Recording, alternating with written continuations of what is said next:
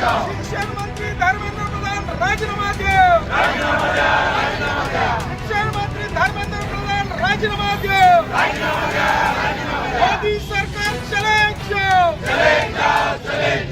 भाग आहे आणि मी एक स्टुडंट आहे।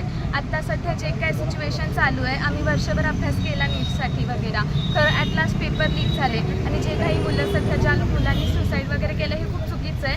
सो आम्ही इथे सांगलीमध्ये शांतीपूर्वक आंदोलनासाठी जमा झालो आहे आणि लाईक आम्ही सोनम वांगचूक सरांना सपोर्ट करतो आहे। आज दिल्लीमध्ये आंदोलन चालू आहे, आंदोलनाच्या ठिकाणी लाठीचार्ज झाला, आंदोलन मोडण्याचा प्रयत्न केला, त्याबद्दल काय वाटतं तुला? आंदोलन मोडणे हे खूप चुकीचं आहे, कारण शेवटी आम्ही शांततेतच करत होतो जे करत होतो ते।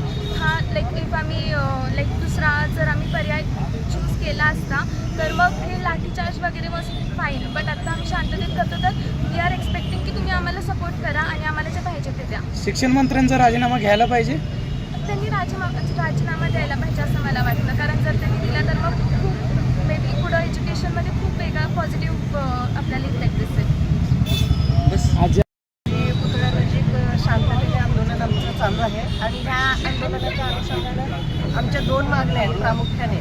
तर नीट पेपर फुटी प्रकरणी नैतिक जबाबदारी घेऊन धर्मेंद्र प्रधान यांनी राजीनामा द्यावा आणि दुसरी मागणी अशी आहे की ह्या निगरगट्ट सरकारने अर्थात मोदी सरकारनेही राजीनामा द्यावा, अशा आमच्या 2 मागण्या आहेत। आणि जे दिल्लीला आंदोलन चालू आहे जंतर मंतरवर, तर ते माननीय सोनम वांगचूक सर आणि दिपके तर यांना पाठिंबा देण्यासाठी सुद्धा मी इथं जमा झालेलो आहोत। नीटच्या परीक्षेमध्ये मोठा गोंधळ झाला, अनेक विद्यार्थ्यांना आत्महत्या करावी लागली, पेपर फुटले, परंतु जे खरं पेपर फुटीला जबाबदार असणारे या देशाचे मानव संसाधन मंत्री आणि शिक्षण मंत्री धर्मेंद्र प्रधान यांच्या राजीनाम्याची मागणी देशभर झाली।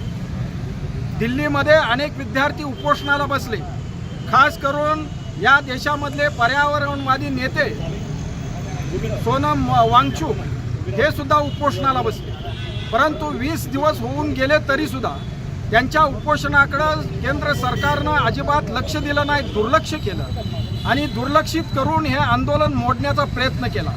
20व्या दिवशी त्यांना जबरदस्तीनं दवाखान्यात भरती करण्यात आलं, परंतु त्यांनी त्या ठिकाणी सुद्धा उपोषण चालू ठेवलेलं आहे। आज दिल्लीमध्ये मोर्चा होतोय, लाखो विद्यार्थी या मोर्चात सहभागी झालेले आहेत, अनेक सामान्य विद्यार्थी सहभागी झालेले आहेत, परंतु तरी सुद्धा हे केंद्र सरकार धर्मेंद्र प्रधानचा राजीनामा घ्यायला तयार नाही। त्यामुळं आज तिथल्या विद्यार्थ्यांनी मागणी बदललेली आहे आणि मोदी सरकारनंच राजीनामा दिला पाहिजे अशा प्रकारची मागणी पुढे आणलेली आहे। केंद्र सरकार एवढं निगरकट्ट झालेलं आहे की या नीट परीक्षेच्या मुळे 21 विद्यार्थ्यांनी आत्महत्या करून सुद्धा त्यांना पाझर फुटत नाही अशी परिस्थिती तयार झालेली आहे। त्यानंतर दुसऱ्यांदा जी नीटची परीक्षा घेतली त्या नीटच्या परीक्षेमध्ये सुद्धा घोटाळे झालेल्या 2 दिवसामध्ये आपण वृत्तपत्रामधून वाचतो आहोत। ज्यांना गेल्या नीटच्या वेळेला अत्यंत सोपा पेपर गेलेला होता, त्यांनी आन्सर शीट चेक केलेली होती, त्यांना आत्ता अत्यंत कमी मार्क पडलेले आहेत आणि ते विद्यार्थी अस्वस्थ आहेत। त्यामुळं या परीक्षेमध्ये जो गोंधळ होतोय, जी गडबड होते, जे पेपर फुटत आहेत, त्याला खरं तर हे केंद्राचं सरकार जबाबदार आहे। त्यांनी नैतिक जबाबदारी घेऊन धर्मेंद्र प्रधानांनी राजीनामा तर दिलाच पाहिजे, परंतु त्याचबरोबर मोदी सरकारनं देखील राजीनामा दिला पाहिजे अशा प्रकारची मागणी आज आम्ही या सांगलीच्या स्टेशन चौकात घेऊन आम्ही निदर्शनं केलेली आहेत। उद्याच्या काळामध्ये सरकारनं जर या सगळ्या विद्यार्थ्यांच्या मागण्याकडे दुर्लक्ष जर केलं तर या सांगलीमध्ये फार मोठं आंदोलन आम्ही उभा करू हा इशारा देखील आज आम्ही या सगळ्या निदर्शकांच्या वतीनं देत आहोत।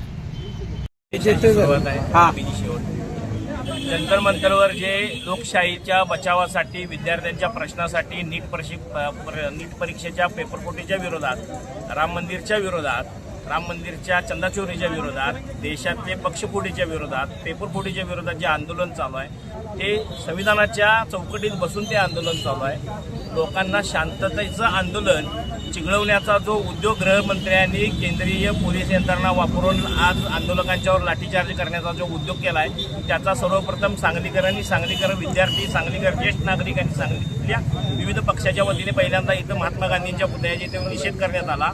त्याचबरोबर ह्या आंदोलनाची दिशा ही योग्य दिशेनं जात असताना आणि या सरकारची जबाबदारी असताना एक धर्मेंद्र प्रधानचा राजीनामा यांना इतका महत्त्वाचा आहे की या महाराष्ट्राच्या या देशाच्या भवितव्याबरोबर खेळ खेळणाऱ्या पेपरफुटीचा उद्योग करणाऱ्या मंत्र्याचा राजीनामा घ्यायला हे सरकार कचरतंय.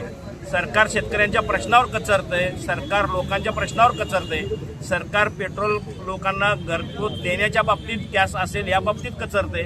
या सगळ्यामध्ये हे सरकार अपयशी ठरलंय. हे एप्स्टीन फाईलचं निर्मित असलेलं सरकार हे लोकांनी आता डोक्यात घेतलेलं हे घालवायचं आहे.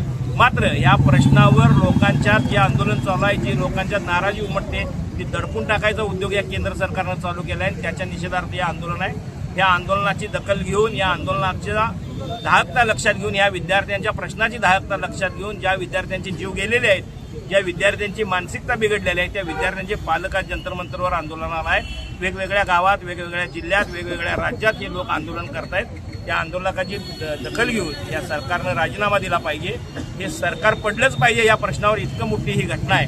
मात्र ही गांभीर्यानं न घेता या सरकारला पाठीशी घालायचा उद्योग पंतप्रधानांनी केलेला आहे. त्यांनी स्वतःचं सरकार वाचवण्यापेक्षा देश वाचवण्याकडे भर दिला पाहिजे. यासाठीचं या आंदोलनाने हे जर नीट परीक्षेच्या बाबतीतला असेल किंवा अन्य प्रश्नांच्या बाबतीतले जर योग्य निर्णय सरकारने घेतले नाहीत तर जनता याही मोठ्या प्रमाणात रस्त्यावर उतरून या सरकारला खाली घेतल्याशिवाय राहणार.